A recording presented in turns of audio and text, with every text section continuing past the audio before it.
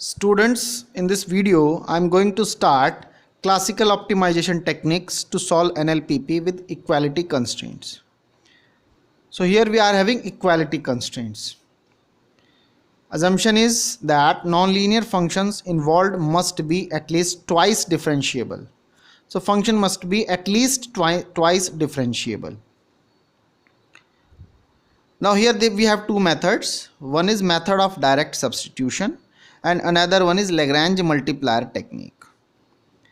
So in this method, first method, direct substitution, transferring the constrained optimization to an unconstrained one using substitution. So here we will use the method of substitution and we will substitute the sum of the variables in terms of another variables in the objective function, and finally we will convert the constrained optimization problem into unconstrained one, and then we will apply the usual method which we have applied earlier, in which we have used Hessian matrix to examine the nature of the stationary point, whether maxima, minima. Fine. Second method is based on Lagrange multiplier technique, transforming, again here we will convert the constrained optimization into unconstrained one, but for this conversion we will not use the method of substitution, rather than we will use the Lagrange multipliers. So how to do that we will study later on. Fine. So today we will discuss the method of direct substitution. So what is the method of direct substitution? Let us consider a problem with n decision variables and m equality constraints. So here we have n decision variables and m equality constraints, and assume that m is less than n. That means number of constraints is less than number of variables, and the problem is minimize f of x subjected to gix is equal to bi, equality constraint. You can see equality constraint, and number of constraints are I equal to 1 to m. That means m number of constraints are there, all are equal, where x is x1, x2, xn. These are the n tuple because our problem is of n dimensional. Fine. So now target is to find out x. So for this we will use the method of direct substitution. So using these m relations means m number of constraints. So using these m relations, the original objective function involving n variables can newly be represented with n minus m variables, because we will remove m number of variables using these relations. तो इन relations और इन constraint की help से हम m variables को remove कर सकते हैं in terms of n minus m variables. So finally we will have a problem with m number of variables which can be solved easily. So thus the original optimization model takes its equivalent form, which is an unconstrained problem with m number of variables. क्योंकि n minus m को तो हमने remove कर दिया है, so केवल m number of variables बचेंगे. Finally, so can be solved using previously discussed approach with the help of Hessian matrix. Let us see. You can understand this method with this example. Here we have minimization of f of x is x1 square, x2 square, x3 square. So what is n? N is 3. x1, x2, x3. 3 number of variables. Subjected to this constraint, x1 plus x2 plus 2x3 is equal to 12. So this is equality constraint. How many number of constraints are there? Only one. So now we will remove n minus m variables. Finally, we will remove m number of variables we will have on the problem in n minus m variables. This should be n minus m. This should be n minus m. Fine. So equality constraint problem with n minus m variables. So here that means finally we will have n minus m is equals to problem with only 2 variables. So we will convert the problem of 3 variables into problem of only 2 variables with the help of this additional constraint. Fine. So let us see. So here we have 3 options. Either you can write x1 in terms of x2, x3, either x2 in terms of x1, x3, or x3 in terms of x1, x2. So you may take any one of them. Let us see, we are taking x3 in terms of x1 and x2. So this will be the relation. x3 is equal to 1 by 2, 12 minus x1 minus x2. You may take any one of them. कोई भी option आप ले सकते थे. Here we have chosen third option, that means x3 in terms of x1 and x2. Now put this x3 in equation number this objective function. So we get this. So now we are having unconstrained optimization problem with two variables x1 and x2. So now we apply Hessian matrix approach. So for this, first find out the stationary point or extreme points, for which we have to put necessary condition, which is del f by del x1 is 0, del f by del x2 is 0, because in this there is no x3, we have only two variables x1 and x2, that's why. So now del f by del x1 equal to 0 gives you this equation, del f by del x2 equal to 0 gives you this equation. Now simplify these two equations. After solving these two, we are getting x1 star is equal to 2, x2 star is equal to 2. After solving these two, they are actually the same. Here is x1, here is x2. After solving this, we are getting these two solutions. Now put these two solutions here. So what you will get, x1 equal to 2, x2 equal to 2. So 2 and 2. So 12 minus 4 is 8. 8 divided by 2 is 4. So x3 is 4. So here x1 is 2, x2 is 2, x3 is 4. This is the extreme point, possible extreme point. Now for the sufficient condition, we have to construct the Hessian matrix H, which is nothing but del 2f by del x12, del 2f by del x1 del x2, del 2f by del x2 del x1 and del 2f by del x2 2, which is nothing but this. So just simply differentiate this with respect to x1, so we get 5 by 2. 5 by 2. Again differentiate first equation with respect to x2, so we get half. Similarly, second equation is this, differentiate this with respect to x1, we get half. Again with respect to x2, we will get 5 by 2. So now using this Hessian matrix, what is its first minor? First minor is 5 by 2, second minor is the determinant of this. So here we have 5 by 2 first minor, which is positive. Second minor is magnitude of 5, this matrix Hessian matrix, which is 6, again positive. So this is positive, this is positive, so H is positive definite, and so corresponding function will be convex function. And since function is of convex in nature, like this nature, so that's why this point is basically a minimum point. So 0.224 is the point of minima, and the minimum value of the objective function is 24. So this is the solution of this problem. I think you understand the method. Now here we will slightly extend the problem. Here the second example, minimum of f of x is x1 square, x2 square, x3 square, x4 square, subjected to this constraint.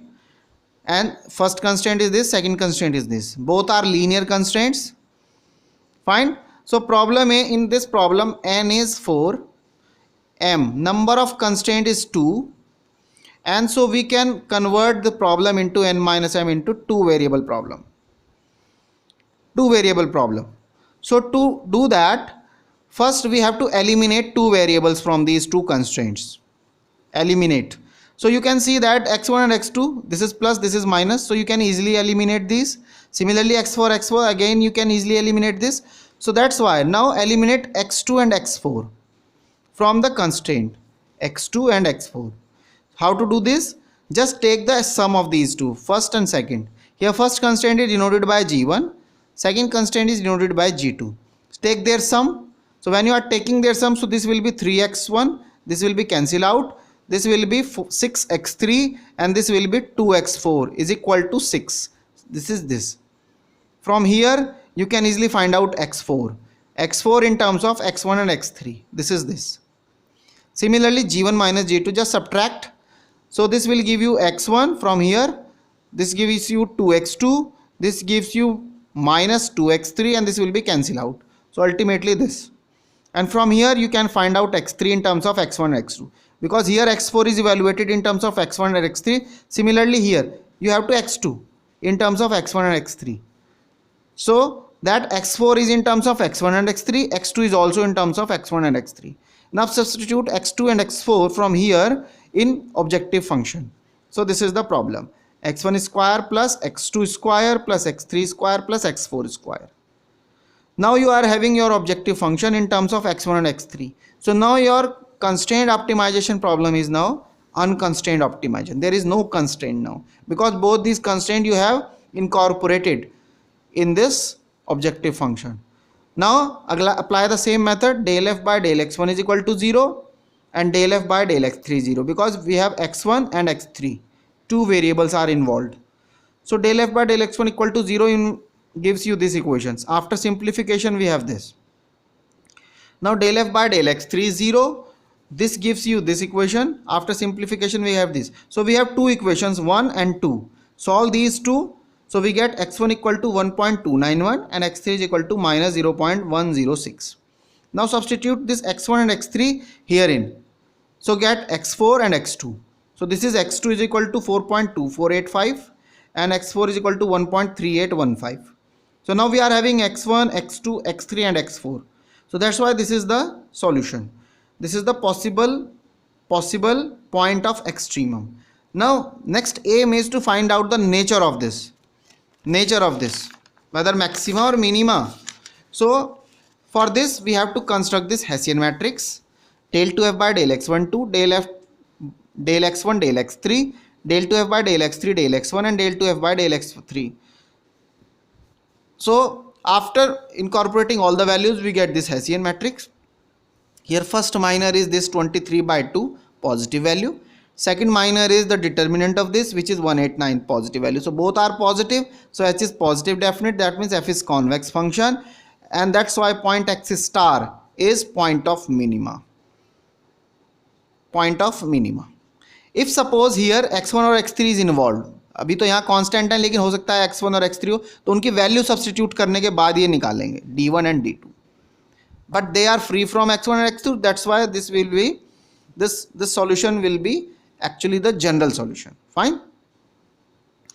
Now here note point. What do we do if constraints are non-linear? In both these examples you will see here is linear. In the second example both constraints are linear. But if they are non-linear, then what to do? So in that case we may linear approximation. We may take linear approximation if problem is highly non-linear. अगर ज़्यादा ही non-linear हुई तो we may take linear approximation, or we may simply use calculation just like previous and then we can proceed further. For example, here in the next example, find the dimensions of a box of largest volume that can be inscribed in a sphere of unit radius. Fine. So let the origin of the certain of the Cartesian coordinate system is x1, x2, x3, because here we are talking about the sphere in 3 dimension. So let us the origin of the Cartesian coordinate system x1, x2, x3 be at the center of the sphere and the sides of the box be 2x1, 2x2, 2x3. Center के इधर भी उतनी distance है इतनी. That's why if here is x1 distance to 2x1. That's why 2x1. Similarly in the y direction 2x2, in the z direction 2x3. Fine. So the volume of the box is nothing but 2x1 into 2x2 into 2x3. So 8x1, x2, x3. Satisfying the condition. Condition is that containing largest sphere inside this. So what is the equation of sphere? x1 square, x2 square, x3 square equal to 1 because unit radius. So from here x3 is 1 minus x1 square minus x2 square raised to the power half. So this is your x3. Now substitute this x3 in the objective function. So we have this problem, which is nothing but unconstrained optimization. Now apply the same procedure. Just partially differentiate this with respect to x1 and x2 and put it 0. So del f by del x1 equal to 0. This gives you this equation. Similarly, del f by del x2 equal to 0 gives you this equation. Solve these two equations. So we get this equation. After solving this, we get 1 minus 2x1 square minus x2 square is equal to 0. And this. After simplification, we get x1 star is equal to x2 square is 1 by root 3. And put this value in x3. So we get x3 star is equal to 1 by root 3. So we get point 1 by root 3, 1 by root 3 and 1 by root 3. Now for the sufficient condition, construct this Hessian matrix in terms of x1 and x2. So del 2f by del x1 2, del 2f by del x1 x2, del 2f by del x2 del x1 and del 2f by del x2 2 at point x star, which is nothing but this. With the help of this equation, So we get this equal. So now here first minor is this, which is negative value. Second minor is the determinant of this, which is positive value. And so this is negative, this is positive, so negative definite. So f is concave, and f is concave means this type of shape, and that's why this value is maxima. So x star will be the maxima, and maximum f is 8 by 3 root 3. So this is the solution procedure. Fine.